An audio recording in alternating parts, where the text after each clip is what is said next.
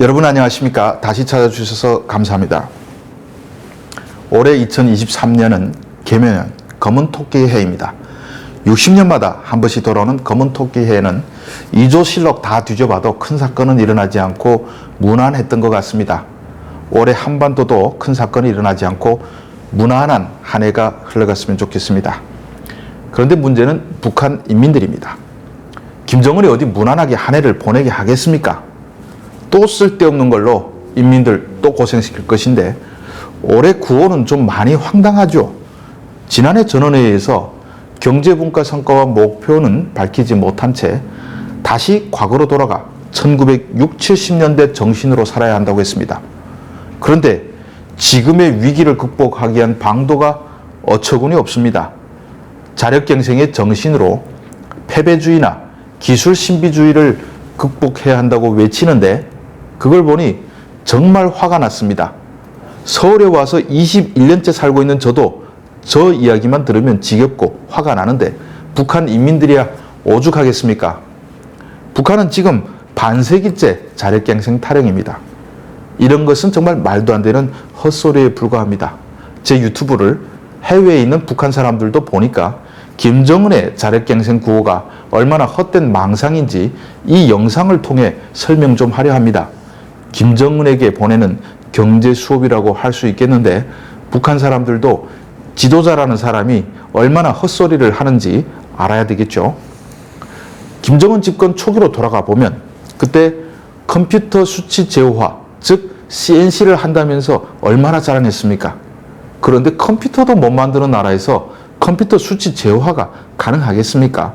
컴퓨터는 고사하고 반도체 소자도 못 만들고 있고 가장 기초적인 전기도 없죠. 돌파하라 최첨단을 이란 노래까지 만들어 떠들었지만 몇 년 안 돼 쑥 들어갔습니다. 그러니까 북한에서 제일 기술 신비주의를 극복하지 못한 사람이 알고 보면 김정은이다 이 말입니다.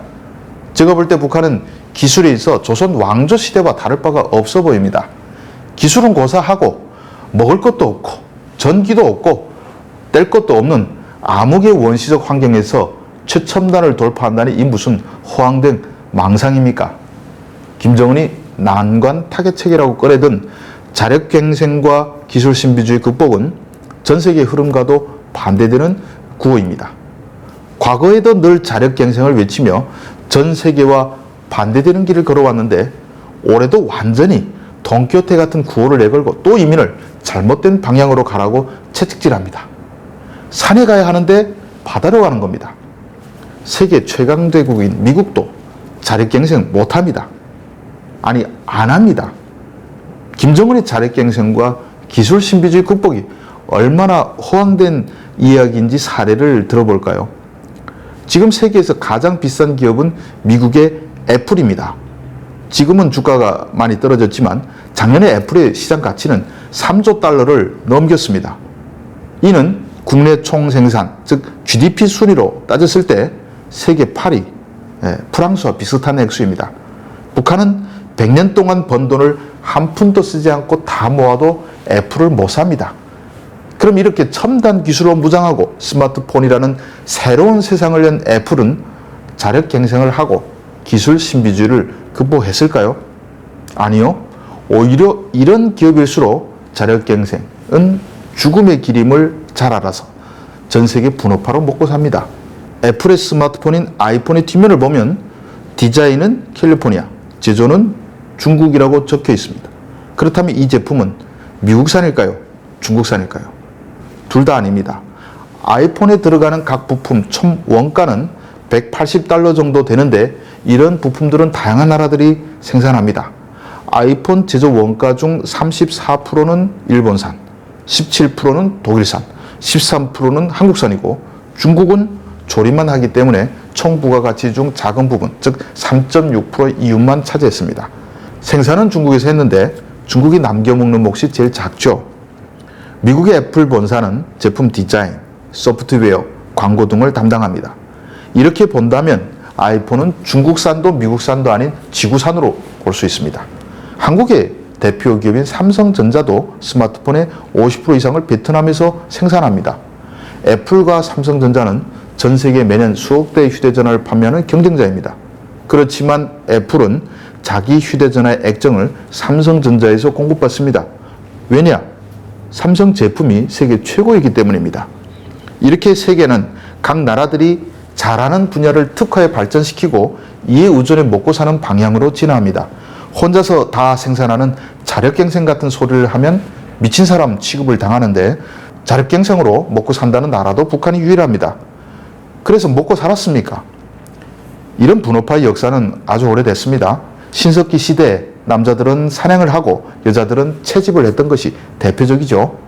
산업화 이후 직업이 분화되고 작업에서도 분화가 나타났습니다. 이게 생산 효율이 최고로 높아지는 방법입니다. 가령 자동차를 실내 들어본다면 여기 수만 개의 부품이 들어가는데 의자 만드는 회사는 전문 의자만 만들고 전조등 만드는 회사는 전문 전조등만 만들고 이걸 가져다가 조립하는 곳에서는 전문 조립만 합니다. 어느 공장 하나가 생산부터 제조까지 다 하려면 생산 대수가 10분의 1 이하로 떨어질 겁니다. 지금 지구는 모든 제품에 있어 이런 분업화가 최고로 정교화되어 있습니다.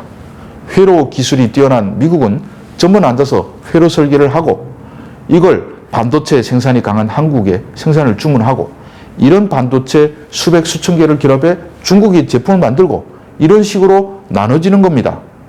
김정은이 자력갱생 아무리 외쳐도 자기 힘으로 만들 수 있는 게 몇이나 있습니까? 현대제품은 수천 수만 개의 정밀 부품으로 결합돼 만들어지는데 그중 북한이 한 개라도 제대로 만들 수 있을까요? 기술이 있어도 전기가 언제 끊길지 모르는데 어떻게 고급 제품이 나옵니까? 고급 제품은 전압에도 매우 민감합니다. 김정일이 삼성, 현대 등 한국 대기업을 그렇게 유치하고 싶어 했지만 한국 기업들이 들어가지 않았죠. 언제 정전이 될지 모르고 언제 남북관계가 악화돼서 제품 반출이 안 될지도 모르고 위험 요소가 너무 많죠. 수천 개의 부품이 각 나라에서 생산돼 결합되는데 북한에서 부품 한두 개라도 만들다가 중단되면 글로벌 생산 라인이 못 씁니다. 그래서 삼성이나 현대와 같은 대기업은 절대 북한에 투자하지 않죠. 신뢰가 없기 때문입니다. 북한은 참 머리 나쁜 데다가 무지한 지도자와 간부들을 만나서 인민들만 고생입니다. 반세기 방향 잘못 정해 나락으로 빠져들었는데 올해 대책이라는 것이 또 자력갱생, 기술 신비주의 극복 같은 소리나 하고 있으니 답답합니다. 이런 시대가 빨리 끝나야 할 텐데 말입니다. 참고로 지난번 검은 토끼 해인 1963년에 세계를 흔든 가장 큰 사건은 미국 케네디 대통령 암살이었습니다. 올해 북한에서 세계를 흔들 큰 사건이 일어나길 바랍니다. 시청해 주셔서 감사합니다.